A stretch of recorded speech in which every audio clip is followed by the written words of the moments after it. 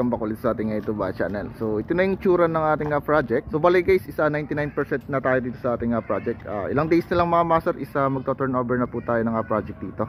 Ngayon isa papasok tayo sa loob para makita niyo yung actual na view ng ating ginagawa dito. Okay. So today, bali kanina, so ito yung dinisign ni Foreman yung kanyang garden. So ayan, bali kinulayan niya ng gloss na kulay brown, and then ng emulsion para maging makintab yung ating rito, garden ni Madam. Ayan. So parang kahoy na rin naman. So ito, pati ayan. Then dito. So ito mga master. Okay. Ayan. So bali yung ginagawa na lang natin dito. So may pahabol pa si na boss yung ating para sa propane gas dun sa likod, para sa ating kitchen. Ito na lang yung ating natapos-tapos si Foreman and mga master. Then ito yung sa natin. Ayan, sa may sa labas natin. So kung rito ng polycarbonate na lang yung ginamit ditong pambubong. Then ito naman yung kulungan ng aso natin. So dito natin guys ilalagay yung ating para sa ating propane gas dito sa likod. Ayan. So mga master. So mayroon tayong mga solar na rito, solar lights. Then may mga CCTV na rin na ikakabit para ma-monitor na rin ni client kung ano nangyayari dito sa ating loob. So kanina isa nilagyan ko dito ng mga aluminum para sa ating step. Ito, mga master. Ayan. Then dito rin sa ating sa may terrace natin. Okay, so bali guys, ang gagawin na natin dito isa more on retouch na lang tayo. So yung naiwan job na lang natin dito, bali itong ating gate. Ayan, so by tomorrow, so ito na yung atitirahin natin. And then yung mga kasama naman dito isa finishing na rin. So yan. So ito yung hagdanan natin. Bali last na patong na lang yun bukas para sa ating step, yung clear gloss na varnish natin mga master. Then ito na po yung ating kitchen. So natapos ko rin. So kanina isa tinapos talaga natin para wala na tayong balikan dito. Then at the same time, so diretso 5S na rin. So nilinis na natin ng mabuti. So bawal na rito maglagay ng mga gamit. Yan, so di na tayo papalagay ng mga gamit dito. Then yung ating top cook. So ito mga master. So ayan, top cook natin. So ito yung ating sa ni boss, ating pantry. Yan mga master.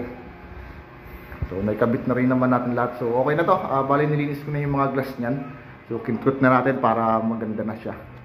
Then sa laundry natin mga master, so ito okay na rin. Bali ito yung pinintura ng ating kasama, isang labor. Ayan. So okay na, hindi namin nasilihan. Yung sliding door natin sa back door, ayan.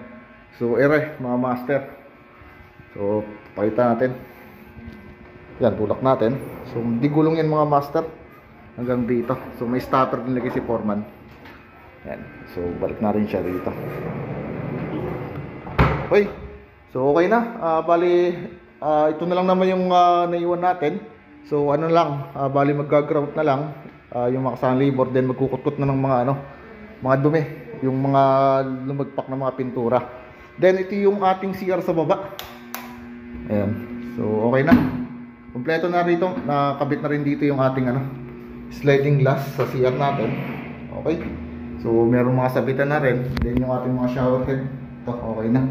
Then sa senior seat, so upuan. So ito yung ating sliding glass dito sa division. Okay. So mga master. So sarado na natin. Then yung sagdanan natin mga master, so so okay pa tayo. Yan. So isang patong na lang ito. So bali clear goes yung pinakang top coat natin para makintab. Yan. So pinapakintab na lang para lumabas lang yung natural na kulay. So akit tayo. So yung mga pinto naman dito mga master isa okay na. So tapos na lahat So yung loob nito, so ito yung okay na. So kailangan lang ito lang nakasarado. So ito yung pinalinis na natin sa ating labor. So lahat ng salamin natin, so kailangan tatanggalin lahat ng dumi. Yan. So malinis na yung mga master. So yung mga glass natin, so kailangan ulit yung pagkalinis natin para paglipat ng naman dito, so hindi na sila maglilinis. So yung kwarto sa taas. Then dito naman sa kabilang kwarto, okay lang.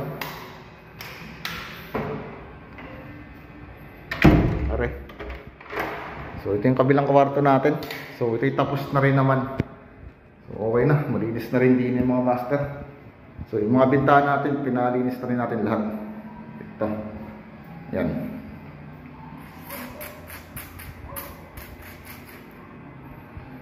Okay. So dito tayo sa master bedroom. So sa master bedroom natin mga master, so mayroon pa pala rito. So may natutulog pa rito. So bababa na rin. So okay na rin. Kinabitan ko na rin siya ng aqua bright natin dito. Yan. Then nalalagyan lang yung attract din eh. So ito yung malinis na rin naman. So bababa na rin naman yung sa ating kasama. Pababayin na rin natin. So sama-sama na natin kami sa baba para masarahan na ere. Okay. Na yung banyo rito mga master sa baba. So sa taas, second floor. So ito, tapos na rin naman to mga master. Kinabit ko na nakaraan dito yung ating ito, yung cabinet, additional, yung ilaw dito. Ayan. So ito yung itsura niya. So yung cabinet niya ito, maliit lang para sa ating medicine cab. Then naglagay na tayo isang saksakan dito para sa blower natin. Okay, so pwede tayo mag-charge dito. So sineparate ko lang yung control nitong ating ilaw at saka din eh. Yan, so may drawer siya rito. Yan, so nilinis ko na rin naman lahat. Okay. So ito mga master. Yan, then ito yung bathtub ni boss. Yan, so pwede silang maligo dito. So okay na rin yung mga shower natin dito, yung sa tubig. So wala pa lang naman tayong shower heater na ikakabit pa. So for the future na yan mga master. Okay. Akit tayo sa taas. So bababa ko lang yung ating tungtungan. Parang portable to. Ayan.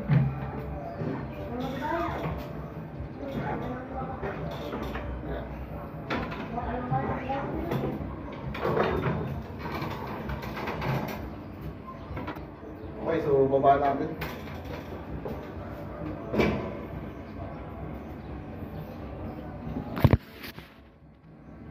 Then aakit tayo. Ayan. So ito yung na tataas, portable na hagdanan natin. Ayan. So meron tayo rito ng bubong. Ayan. So ito yung lang, ginawa lang ni Foreman. Ayan. Okay. Bubuhay ko lang yung switch sa taas, may ilaw tayo rito. Okay. Ayan. So okay na mga master. So ito yung ating hagdanan. So okay na mga master. Ito yung ating tangke. So kinabit na ni Foreman. So okay na. Yan, nakakala. Then kanina, so kinabit yung dalawang ilaw din eh. Dalawang ilaw din sa taas para may ilaw din dito. So okay na rin naman to. So meron na rin naman siyang kisame hanggang doon. Yan. So ito yung ating hagdanan. Okay, so meron siyang takip. So pwede na siyang ibaba. Ayan.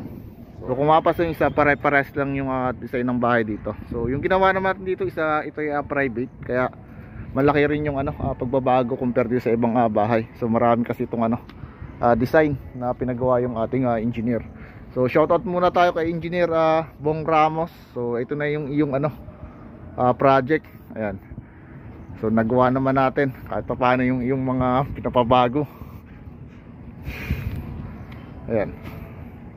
Okay, so yun lang muna mga master. Bali in-update ko lang kayo. Pinakita ko lang sa inyo yung ating project. So na lang tayo, ilang araw na lang ay tayo nagto-turn over na ng project. So uuwi na tayo. So maraming salamat po.